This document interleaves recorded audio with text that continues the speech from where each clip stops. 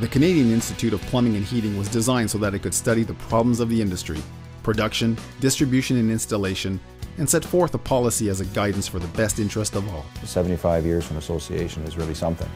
And it would be kind of neat to sit back and maybe a fly on the wall in 1933 when this association first started, the founders started talking about what they wanted to accomplish. CIPH, I think, is one of the premier organizations in the business world. It's a volunteer association, basically, other than staff that are a key component of the association and do an excellent job for us and always have. Mais aussi, on réalisait les besoins, les difficultés. On essayait de trouver des solutions ensemble à différentes choses. Et une des faiblesses qu'on trouvait dans notre industrie, c'était que les entrepreneurs plombiers manquaient d'habileté de vente. Alors c'est pour ça que les cours de vente avaient été organisés. Et comme j'avais été demandé à ce moment-là, ça retombe dans les années 60. Ça. Et c'est au Québec, en fait, que le Sales Development Council a été le plus dynamique, a réalisé le plus de choses. Ça a été un exemple pour le Canada. There are thousands of CIPH members who are meeting every month or every 2 months to learn how to be more effective in their jobs. Delivering efficient and energy efficient and green heating systems is what we're about. On the plumbing side as well, protection of our water resources, conservation of our water resources is very important for every Canadian, and this association represents those two businesses extremely well. CIPH has done some wonderful work over the years. It has created a unified voice for our industry at all segments of our business. When you go to a conference, you put men together who can look at each other and decide what is the best and most effective way to distribute products in this country and to improve the standards so that we're not selling junk, we're selling high quality product. You know, the more people that have an input and a say in basically how our industry progresses and what type of part or segments of the industry we're going to be involved in, it's very important. We did have an open discussion at all our meetings. Truthfully, I can sit down with a number of competitors and people that I compete with and talk comfortably with them in general about the market and market growth. I don't know of any other associations that allow you to do that or allow you that platform. Avec nos compétiteurs, évidemment, il se faisait beaucoup de taquinerie, mais on réussissait bien à s'entendre et c'était toujours supervisé par des gens du bureau de CIPH pour être sûr que tout se faisait là, de façon correcte. CIPH a toujours été sensibilisé à ça, que si les compétiteurs se rencontraient, il fallait que ce soit pour parler de choses générales et non pas de choses spécifiquement d'affaires entre compétiteurs. The commitment is a volunteer commitment, and I think with volunteering, much like a small family, there are things you just do because it's the right thing to do. The annual business conferences are great. It's a great networking opportunity. We've always got great speakers. Always a business enhanced program. It is a working conference, but there's a lot of good times involved with it as well. CIPH has always been very big on training. There's sales training, inside and outside sales training. There's the basics of how to run a business.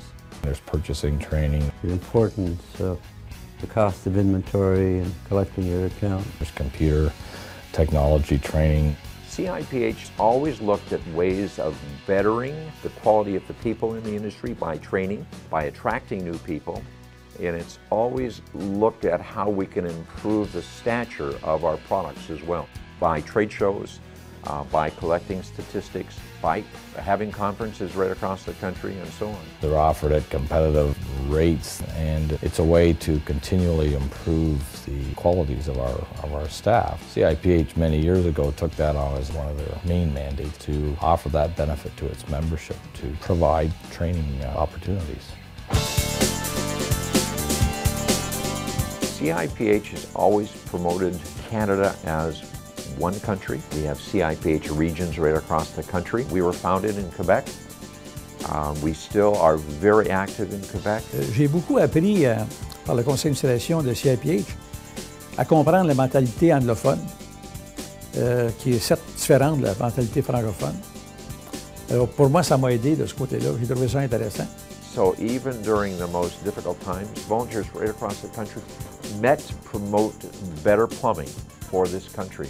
And I'm really proud of that. Joining together with allied associations to have product shows and exhibitions. The CEX, Canadian Environmental Exposition, draws many manufacturers and contractors and wholesalers from all across Canada to attend it. There's a lot goes into it, and there's a lot comes out of it. They recognized that it would be to everybody's benefit if they were able to join together with some of the existing North American trade associations.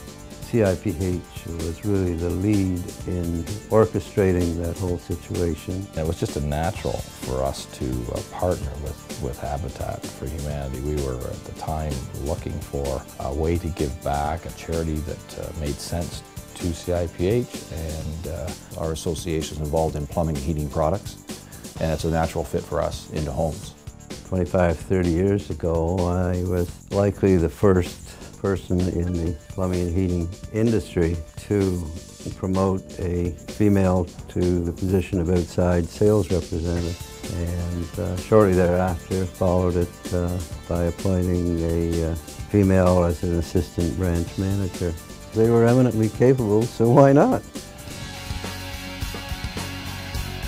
I think you're going to see independents not being maybe as strong as they have been. But the independent has so much ability to creep in between the cracks, make a fast decision, provide a personal service that the independent wholesaler will survive. CIPH's membership is made up of Canadian-based companies, and that is one of the prerequisites. You have to have a head office in Canada. Well, that's becoming a bit of a challenge. We have less and less manufacturing being done in Canada.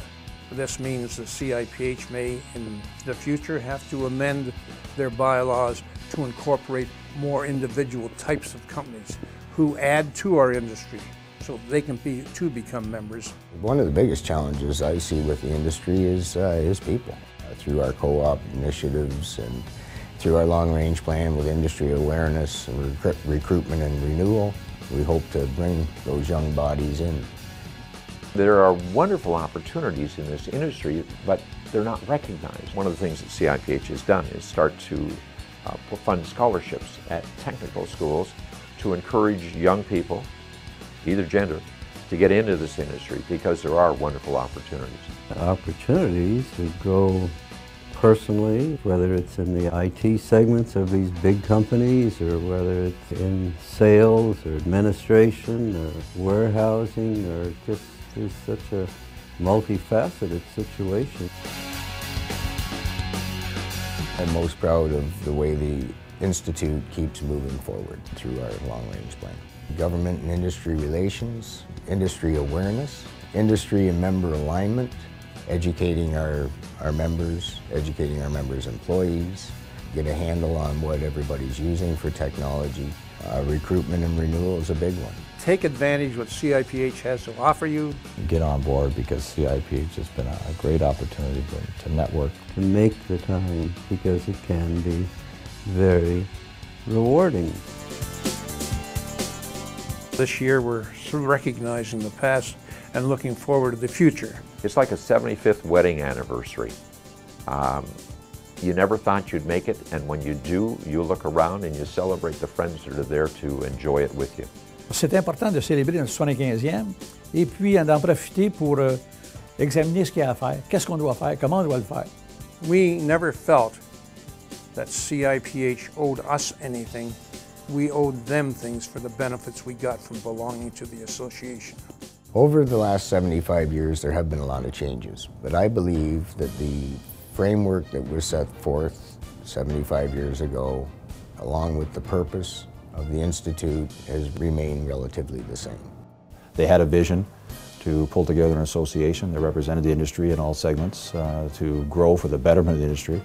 And that message really hasn't changed over 75 years. The people may change, the companies may change, but the overall vision, I don't think, has ever changed.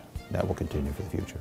I'd like to say congratulations to the Canadian Institute of Plumbing and Heating on their 75th, and I am truly proud to be the chairman of the board coming into the 75th anniversary. Happy birthday, CIPH.